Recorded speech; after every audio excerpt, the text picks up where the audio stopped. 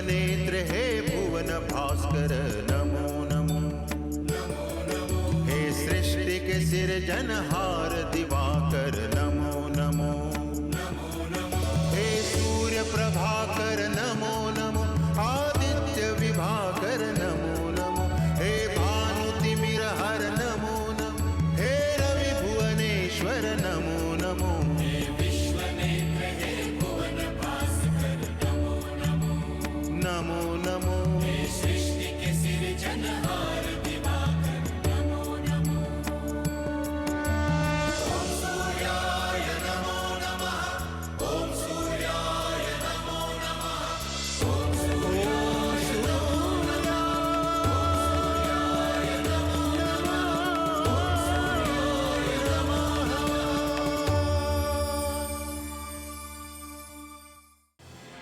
विवाह के शुभ अवसर पर मेरी ओर से बहुत बहुत बधाई हो मित्र। धन्यवाद मित्र शुक्रदेव, आपके आने से शुभ अवसर का आनंद दूना हो गया। कैसे ना आता, आपने आमंत्रित जो किया था। सच कहें तो हमने आपको मन से अपना मित्र माना है। यदि आप आमंत्रित नहीं करते तो भी हम उपस्थित हो जाते। हमें इस बात की प्रसन्नता है कि आप जैसा मित्र हमारे साथ है। कन्या पक्ष वाले आ गए क्या? आते ही होंगे।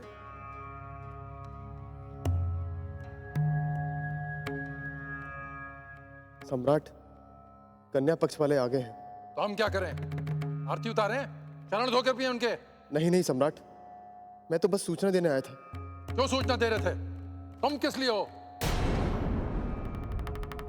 जाओ जाकर उनका स्वागत करो। जी सम्राट।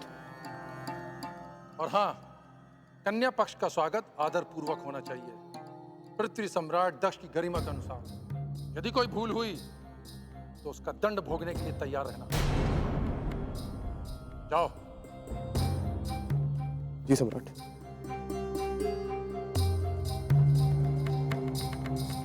एक बात माननी पड़ेगी मित्र, आप जन्मजात सम्राट हैं। अच्छे प्रशासक की यह निशानी होती है कि उनके सेवक उनके नाम से थर-थर कांपें। और आपके डर से आपके सेवक ही नहीं, महामंत्री भी कांपते हैं। इसीलिए तो हम पृथ्वी सम्राट दक्ष हैं। वैसे तो पृथ्वी पर बहुत से मनुष्य हैं, उनमें से कोई पृथ्वी सम्राट क्यों नहीं बन गया? सत्य कहा आपने।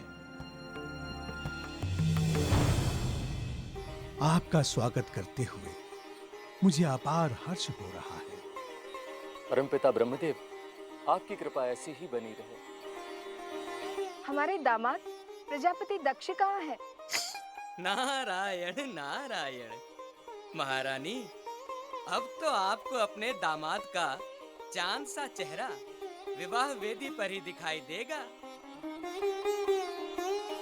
आइए।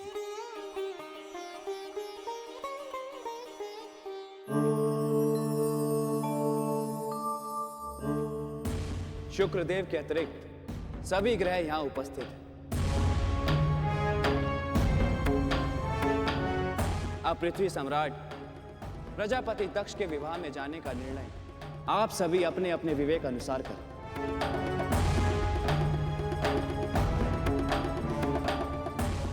सविता देव, पूरे संसार को मालूम है कि प्रजापति दक्ष आजकल सारी वैदिक परंपराओं का विरोध कर रहे हैं।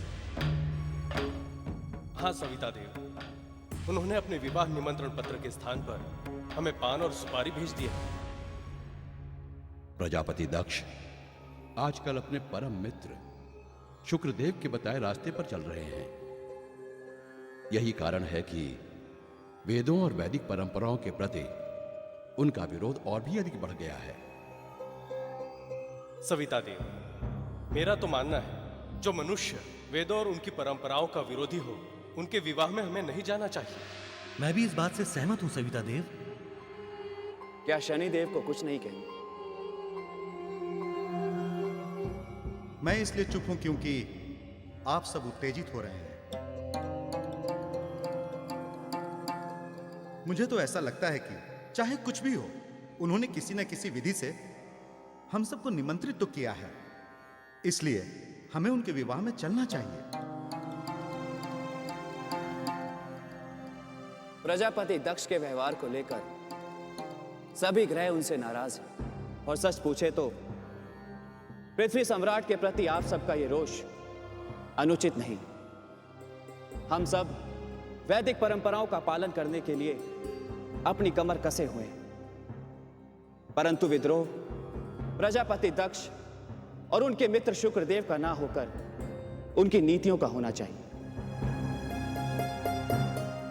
यदि आप सबकी आज्ञा हो तो मैं आपको एक छोटी सी कहानी सुनाऊं। अवश्य सूर्यदेव। तो सुनिए। एक बार एक महात्मा एक नदी में नहाने गए तो उन्हें वहां पानी में बहता हुआ बिच्छू दिखाई दिया। उसकी जान बचाने के विचार में महात्मा जी ने उसे उठाकर किनारे पर रखना चाहा, किंतु बिच्छू ने महात्मा जी के हाथों में काट लिया। बिच्छू के डंक की जलन की वजह से महात्मा जी का हाथ हिल गया और वो बिच्छू फिर से पानी में गिर गया। महात्मा जी ने उसे फिर से उठाया, परंतु बिच्छू ने महात्मा जी को फिर से काट लिया। ऐसा कई बार हुआ। परंतु जब वो बार बार काट रहा था तो महात्मा जी उसे बार बार हाथों में उठा क्यों रहे थे सविता देव? यही प्रश्न वहां पर खड़े एक आदमी ने भी उनसे पूछा। महात्मा जी ने कहा कि बिच्छू का स्वभाव डंक मारना है और संतों का स्वभाव जीवों की रक्षा करना। जब यह बिच्छू एक छोटा सा जानवर होकर अपना स्वभाव नहीं छोड़ सकता तो फिर मैं कैसे छोड़ दूं? यदि आप सब समझ गए तो सृष्टि के रचनाकार और त्रिदेवों में प्रमुख ब्रह्मदेव की ओर देखिए। प्रजापति दक्ष दिन रात उनका अपमान करते रहते हैं, परंतु ब्रह्मदेव अपने अपमान की चिंता ना करके साए की तरह उनके साथ साथ रहते हैं। परंतु सविता देव, वो तो पुत्र प्रेम के कारण। नहीं शनिदेव, इसका कारण यह है कि यदि ब्रह्मदेव प्रजापति दक्ष का साथ छोड़ देंगे तो प्रजापति दक्ष का अभिमान सारे संसार को मथ डालेगा। हमें प्रजापति दक्ष के स्वभाव को देखकर अपने स्वभाव को नहीं बदलना चाहिए। भले ही उन्होंने हमें विधि पूर्वक आमंत्रित ना किया, परंतु फिर भी मेरे विचार से हमें इस विवाह में सम्मिलित होकर अपनी शुभकामनाएं उन्हें देनी ही चाहिए। इसके आगे आप लोगों की जो इच्छा हो वह कीजिए।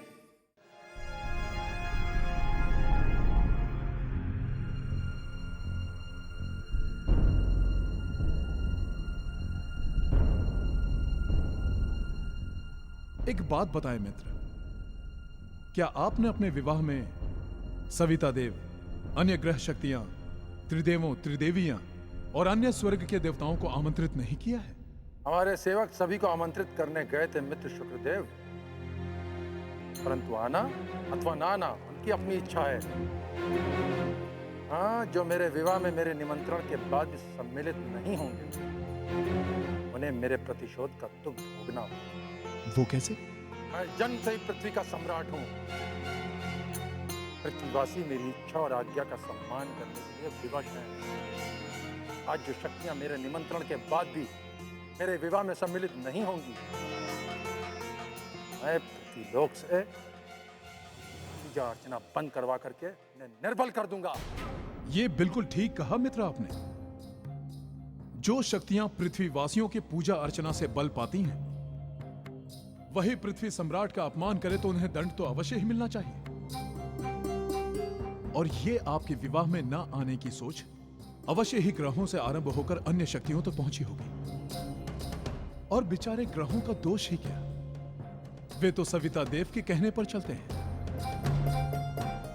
उन्हीं ने भड़काया होगा सबको। अच्छा, तो सबसे पहले उन्हीं को धृष्टता का दंड दूंगा। बस आप देखते रहिए। सूर्य देव से अपने अपमान का बदला लेने में यह मूर्ख निश्चित ही सहायक होगा। परमपिता ब्रह्मदेव, ये आपके आशीर्वाद का ही परिणाम है कि हमारी पुत्री को इतना अच्छा पति प्राप्त हुआ। इसके लिए हम आपका जितना भी धन्यवाद करें कम है। महाराज वीरण, धन्यवाद की कोई आवश्यकता नहीं है। आपकी पुत्री वीरनी इस लोक की कन्याओं में सर्वश्रेष्ठ है। उसे दक्ष जैसा वर मिलना ही चाहिए था। अच्छा ये तो बताएं, विवाह की सारी तैयारियां संपन्न हो चुकी हैं या कुछ बाकी हैं? आपके आशीर्वाद से सारी तैयारियां पूर्ण हो चुकी हैं। सम्राट दक्ष के पंडितों की ओर से शुभ मुहूर्त का संकेत मिलते ही विवाह कार्य आरंभ हो जाएगा। महाराज वीरण, आप हमारे मित्र शुक्रदेव को तो जानते ही होंगे ना? इन्हें कौन नहीं जानता। ये मेरा सौभाग्य है कि आज साक्षात इनके दर्शन प्राप्त हो रहे हैं। अब आप हमारे ससुर हैं। आज से आपको सभी महान शक्तियों के दर्शन इसी प्रकार होते रहेंगे। अरे पितामह, आप भी यहां हैं? मेरा प्रणाम स्वीकार करें। कल्याणमस्तु। महाराज वीरण, हमारे मित्र हमारी होने वाली धर्मपत्नी से भेंट करना चाहते हैं।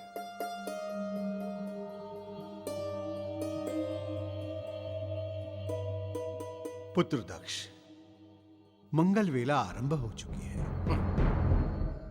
इस समय पुत्री वीरणी श्रृंगार में व्यस्त होगी। इस समय वो किसी से कैसे मिल सकती है पुत्र? शुक्रदेव, यदि आपको कोई आपत्ति ना हो तो आपको कुछ समय तक प्रतीक्षा करनी होगी। जैसी आज्ञा पितामह। भला आपकी बात कोई टाल सकता है क्या? ठहरिए। हमारे तथा कथित पिताश्री, आपने हमारी हर बात को काटने की शपथ ले रखी है। यदि हम कहेंगे दिन है तो आप अवश्य यही कहेंगे नहीं, ये रात है।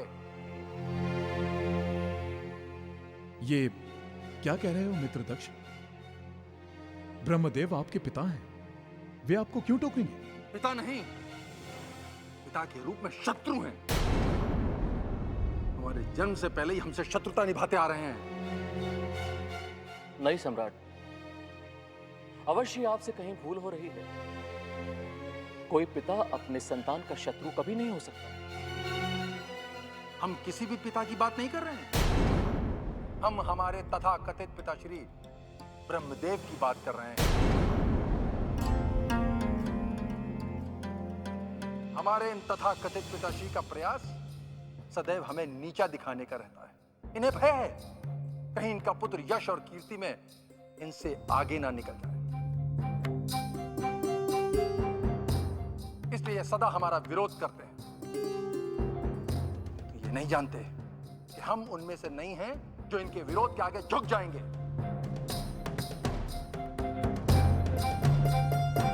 पृथ्वी सम्राट दक्ष झुकता नहीं है, संसार को झुकाता है।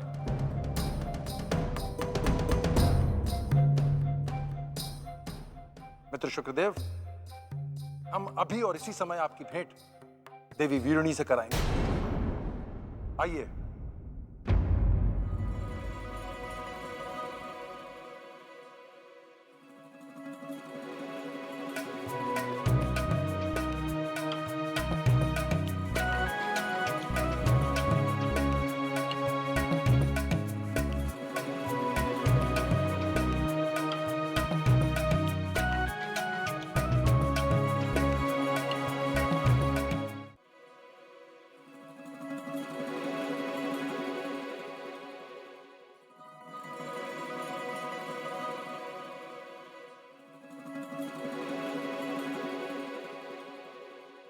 कल्याणमस्तु। हमारे होने वाले पति पृथ्वी सम्राट दक्ष के परम मित्र शुक्रदेव को वीरण पुत्री वीरणी का प्रणाम। आप हमें जानती हैं? इस संसार में सम्मानित ग्रह शक्तियों को कौन नहीं जानता। हमारी माता हमें बचपन से ही आप सभी ग्रह देवताओं की कहानियां सुनाया करती थी। पृथ्वी सम्राट, हमने सुना है आप स्थापित परंपराओं के घोर विरोधी हैं। किंतु ये आवश्यक तो नहीं कि सबकी सोच आपकी सोच की तरह हो। जिस तरह आप ये चाहते हैं कि सब आपके विचारों का आदर करें, आपको भी उनके विचारों का आदर करना चाहिए। परम सम्माननीय शुक्रदेव, अगर भेंट पूरी हो गई हो तो हम आज्ञा लेना चाहेंगे। इस प्रकार हमारी आज्ञा मांगकर हमें लज्जित ना करें देवी। हमारी इस पहली भेंट के शुभ अवसर पर मैं आपको अपने शुक्र ग्रह पधारने का आमंत्रण देता हूं। यदि हमारे होने वाले पतिदेव को कोई आपत्ति ना हो और वो हमें अपने साथ लेकर चलें, तो हम आपके ग्रह के दर्शन अवश्य करना चाहेंगे। अवश्य, क्यों नहीं? तो मैं आप दोनों की प्रतीक्षा करूंगा। देवी, प्रसन्नता के इस अवसर पर मेरी ओर से यह उपहार स्वीकार करें।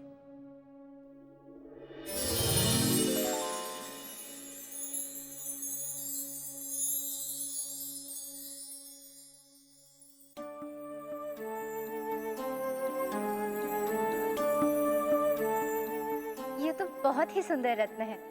हमारी सारी सखियां इसे देख के हमसे अवश्य जलेंगी।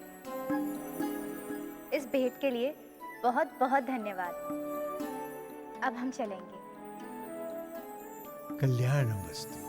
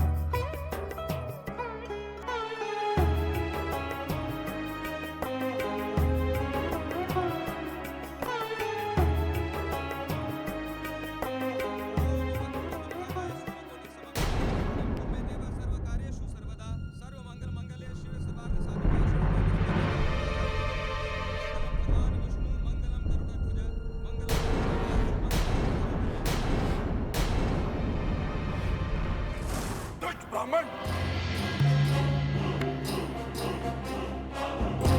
क्या तू अपने जीवन से दुखी हो गया है? जीवित रहना चाहता है तो इन वेद मंत्रों का पाठ तुरंत बंद कर।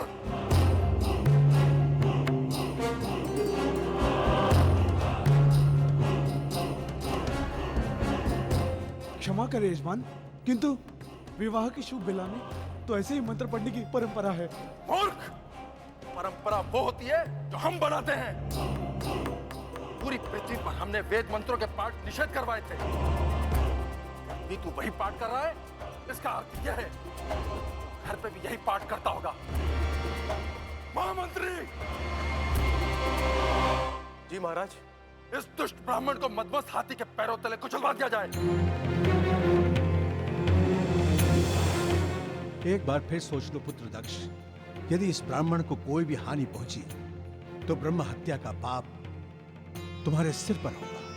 यह पाप का हवा और पुण्य का झुंझुना आप उसे दिखाइए, हमारे तथा कथित पिताश्री जो इनसे डरते हो। आप इस समय पृथ्वी सम्राट दक्ष से बात कर रहे हैं। न पाप हमारा कुछ बिगाड़ सकता है और न पुण्य हमें कुछ दे सकता है। इस दुष्ट ब्राह्मण ने हमारी आज्ञा का उल्लंघन किया है। मृत्यु दंड इसके लिए उचित है। ले जाओ इसे और वही करो जो हमने कहा है। मुझे छोड़ दो, मुझे छोड़ दो, मुझे क्षमा कर दो, मुझे छोड़ दीजिए, मुझे बचा लीजिए ब्रह्मा जी।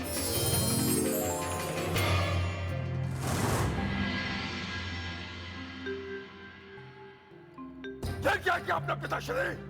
मैंने वही किया पृथ्वी सम्राट दक्ष, जो मेरा कर्तव्य था। यदि मैं अपनी आंखों के सामने ब्रह्म हत्या होते हुए देखूं और उसका विरोध न करूं, तो उसके पाप का मैं भी भागी बन जाता हूं। हमारा विरोध करना तो आपका स्वभाव है, और आज आपने ये नया बहाना ढूंढ लिया। आपका सौभाग्य है कि आप हमारे पिता हैं। यदि कोई और होता तो हमारी आज्ञा का उल्लंघन करने वाला उचित दंड पाए बिना नहीं रहता। उस दुष्ट ब्राह्मण को तो आपने बचा लिया, किंतु हमारा भी प्राण है। हम वैदिक रीति से विवाह नहीं करेंगे। मित्र दक्ष, जो आप कर रहे हैं वो... बस।